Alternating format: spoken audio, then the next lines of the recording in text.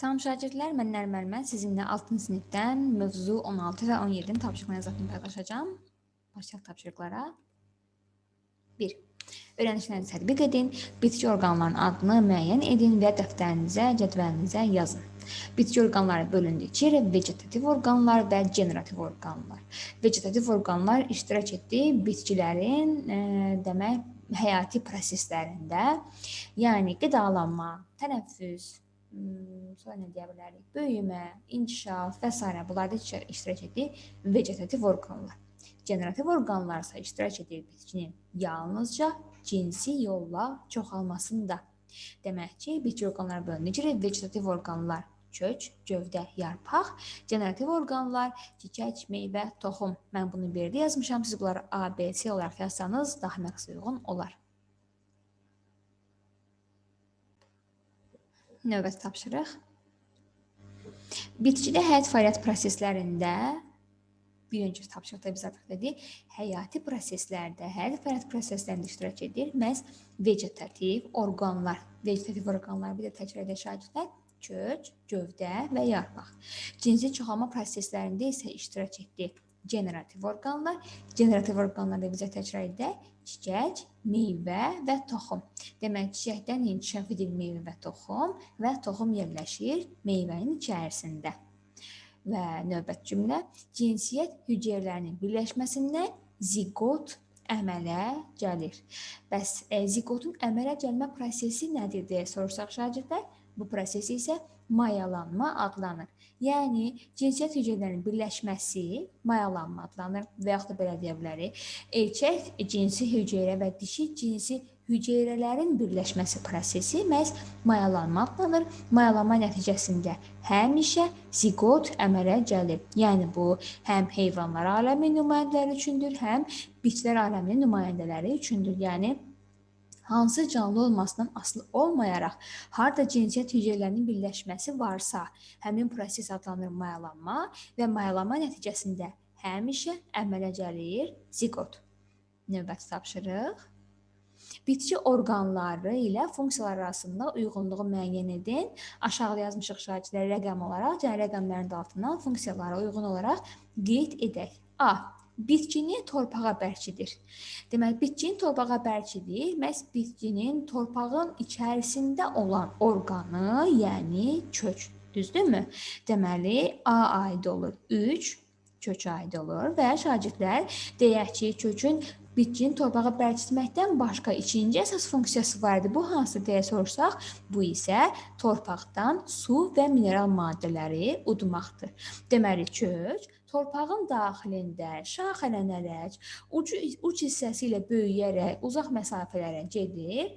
Yəni, uzaq məsafələrə deyəndə, kilometrlərcə uzağa yox da, yəni, bir neçə metr, yəni bəzi bitkilərin kökü 10 metr dərinliyə qədər gedir, 15 metr yanlara doğru gedir. Yəni, bitkidən uzaq məsafəyə doğru. Axı, biz bilirik ki, bitkilər pasiv hərəkət edir, düzdür? Yəni, aktiv yer dəyişmə hərəkəti etmir. Yəni, hər hansı bir ağaca su lazımdırsa, o gedib, belə deyək, 3 metr kənardan gedib özünə su götürə bilmir. Həmin suyu götürmək məhz kökün funksiyasıdır. Buna görə kök torpağın dərinliyində, torpağın içərisində şaxələnir, həm yanlara, həm də daxilə doğru və müxtəlif ərazilərdən bitkiyə lazım olan suyu və mineral maddələri tapır və sovurur, bitkiyə ötürür. Əgər suyu və mineral maddələri kök tapmazsa, yəni bitkini su və mineral maddələrlə təmin etməsə, bu zaman bitki tələf olur. Yəni kökün iki əsas funksiyası var. Bitkini torpağa bərkitmək və torpaqdan su və mineral maddələri sovurmaq. B. Fotosintez. Fotosintez etmək şagirdlər bitkinin əsas yaşıl orqanı olan məhz yarpağın funksiyasıdır. Deməli, B aiddir 2-yə. Deməli, fotosintez yarpağın funksiyasıdır. Niyə dedik ki, əsas yaşıl hissəsi olan? Çünki biz öyrəndik ki, artıq gövdənin cavan hissəsi zoğ adlanır. Məhz zoğların da üzəri deməli, yaşıl rəngdədir. Yəni, yaşıl rəngdədirsə, deməli, burada fotosintez prosesi həyata keçirilir, düzdürmü? Aha, deməli, bir də deyək şagirdlər, fotosintez yarpağın funksiyasıdır, əsas funksiyasıdır və yarpağın, yadınızda 3 əsas funksiyası var. Fotosintez, tənəffüs və suyu buxarlandırma. Növbəti C-yə baxsaq, cinsiyyət hüceyrələri əmələ gəlir. Cinsiyyət hüceyrələrini əmələ gətirir çiçək. Deməli, çiçək cinsi çoxalma prosesində iştirak edir və cinsi hüceyrələri əmələ gətirir. C aiddir 4-ə. Daha sonra toxumun yayılmasında iştirak edir. Bu meyvədir. Deməli, D aiddir A-ya. Toxumun yayılmasında iştirak edir. Hətta toxumu xarici mühitin təsirlərindən, yəni soyuqdan, həddindən artıq istidən və yaxud da həşəratlardan və s. qoruyur. Çünki toxum zədələnsə, həmin toxumdan yeni bitki inkişaf etməz. Sonra Y bəndi yarpaqlar və kök arasında əlaqə yaradır. Bu gövdədir şagirdlər, yəni D aiddir 5-ə, gövdəyə. Yarpaqlar və kök arasında əlaqə yaradır. Bu nə deməkdir? Biz bayaq dedik ki, kök torpağın dərinliyinə doğru gedir, su və mineral maddələri udur. Düzdürmü? Həmin su və mineral maddələr harada istifadə olunur? Hansı prosesdə? Fotosintezdə. Fotosintez harada baş verir? Yarpaqlarda. Deməli, kök torpaqdan su və mineral maddələri alır, ötürür gövdəyə. Gövdə həmin maddələri ötürür yarpaqlara. Yarpaqlarda fotosintez prosesi baş verir, üzvü maddə əmələ gəlir. Yenidən həmin üzvü maddəni gövdəyə ötürür yarpaq. Gövdə isə onun bütün orqanlara, həmçinin kökə çatdırır. Deməli, gövdə yarpaqlar və kök arasında əlaqə yaradır və sonuncu burada bitkiyə başlanğıc verən rüşeym əmələ gəlir. Bu isə şagirdlər toxumdur. Yəni biz artıq bilirik ki, toxumu torpağa əksə, oradan yeni bitki inkişaf edəcək. Növbəti tapşırıq. İstənilən iki bitki orqanı arasında əlaqəni göstərən cümlələrə qurun. Cümlələri siz şagirdlər çox qura bilərsiniz. Elə bizim üçün bir misal verib, çiçək tozlanmasa toxum əmələ gəlməz. Bir öncəki tapşırığı izah edəndə misal üçün biz çoxlu sayda artıq iki orqan arasındakı cümlələr qurduq, düzdürmü?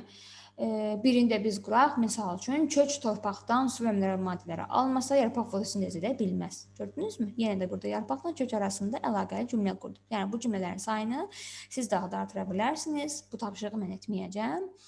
Və növbəti 17-ci mövzunun tapşırıqlarına baxaq. 1.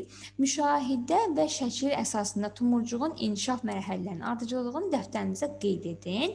Baxaq şagirdlər, biz əvvəlcə buna baxırıq ki, deməli bitkidə iki tip tumurcuq var. Generativ və vegetativ tumurcuq. Generativ tumurcuqlar daha iri olur. Vegetativ tumurcuqlar isə nazik və uzun olur. Generativ tumurcuqlar deyilsə belə şişkin kəlləyə bənzəyir. Generativ tumurcuqlardan çiçəyə əmələ gəlir. Vegetativ tumurcuqlardan isə yarpaq və zoğ başlanğıc götürür. Xaricdən əhatə olunan tumurcuq pulcuğu ilə, deməli burada ikinci şəkildə tumurcuq pulcuğu artıq açılmağa başlayır. Əvvəlcə yarpaqlar görünür. Daha sonra isə generativ tumurcuğun içərisindən artıq çiçək, deməli qrupunu biz görmüşük, yavaş-yavaş çıxır. Daha sonra tumurcuq pulcuqları tamamilə açılır və içərisindən çiçək qrupu çıxaraq inkişaf edir, çiçəkləri əmələ gətirir. Növbəti tapşırıq. Deməli, yenə də biz burada açar sözlərdən istifadə edib boşluqları doldurmalıyıq. Zoğ üzərində olur deyilsə, zoğ üzərində tumurcuq və yarpaq var. Bu tapşırıqda məhz tumurcuqlardan danışılır. Zoğ üzərində yerləşməsinə görə tumurcuqlar bölünür iki yerə. Təpə tumurcuğu və yan tumurcuğu. Deməli, zoğ üzərində təpə tumurcuğu və yan tumurcuğu olur. Hər zoğun üzərində təpə tumurcuğu bir ədəd olur. Adından göründüyü kimi təpə hissədə yerləşir və zoğun uzunluğuna doğru böyüməsini təmin edir. Yan tumurcuq isə bir neçə ədəd olur və yan zoğlar əmələ gətirir, yan yarpaqlar əmələ gətirir, yəni həmçinin budağın belə deyə şaxələnməsini yaradır yan tumurcuqlar. Zoğ əmələ gətirən tumurcuqlar, zoğ bizim vegetativ orqanımızdır. Deməli, vegetativ orqanı da əmələ gətirən tumurcuq adlanacaq vegetativ tumurcuq. Çiçək isə generativ orqandır. Çiçək əmələ gətirən tumurcuq isə adlanacaq şagirdlər generativ tumurcuq. Və sonuncu tapşırıq, şəkildəki tumurcuq hissələrinin adlarını qeyd edin, tumurcuqları adlandırın, fərqli xüsusiyyətlərini qeyd edin. Baxaq, elə bu şəkillərdən baxsaq şagirdlər, xarici görünüşünə görə biz deyə bilərik ki, biz dedik ki, nazik və uzun olan tumurcuqlar vegetativ tumurcuqlardır, yumru kəlləyə bənzəyən şiş uclu tumurcuqlar isə generativ tumurcuqlardır.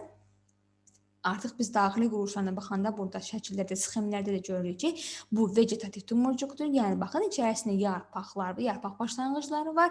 Generativ tumurcuğun içərisində isə çiçək qrupu görürsən, yəni bu çiçək başlanğıcıdır. Gəlin hissələrini bir-bir yazaq. 1.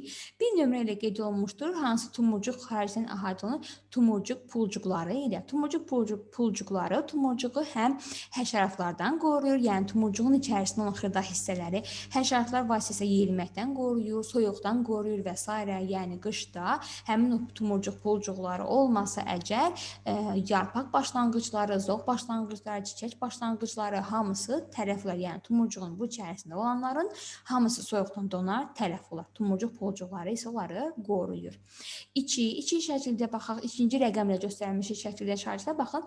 Deməli burada qısaca əvvəlcə bunu deyək, 3 rəqəmi ilə baxın, şəkildə deməli yarpaqlar göstərilmişdir, düzdürmü? Və biz öyrəndik ki, yarpaqların qoltuğunda nə yerləşirdi? Qoltuq tumurcuqları və yaxud da yan tumurcuqlar, düzdürmü? Deməli, ikinci şəkili ilə, rəqəmi ilə şəkildə yan tumurcuqların başlanğıcları göstərilmişdir. Hansı tumurcuğun? Yan tumurcuğun başlanğıcı. 4 rəqəmi ilə isə burada artıq təpə tumurcuğunun başlanğıcı göstərmiş görürük. Artıq bu şəkildə yoxdur. Niyə yoxdur? Çünki buradan çiçəyin inkişaf edəcək. Deməli, dedik ki, 3 rəqəmi ilə burada yarpaq başlanğıcları göstərilmişdir. 4 rəqəmi ilə yenə tumurcuq başlanğıcı, amma bu artıq yan tumurcuq yox, təpə tumurcuğun başlanğıcıdır. 5 rəqəmi ilə çiçək göstərilmişdir, məhz generativ tumurcuğun daxili hissəsi göstərilmişdir. 6 rəqəmi ilə isə artıq zoğ göstərilmişdir. Yəni zoğun üzərində tumurcuq inkişaf edir. 6 rəqəmi ilə zoğ göstərilmişdir. Tapşırıqlar bu qədər şagirdlər. Ümidvarıq cavablarımız doğru idi. Növbəti tapşırıqlardan xəbərdar olmaq üçün kanala abunə olmağı unutmayın. Uğurlar.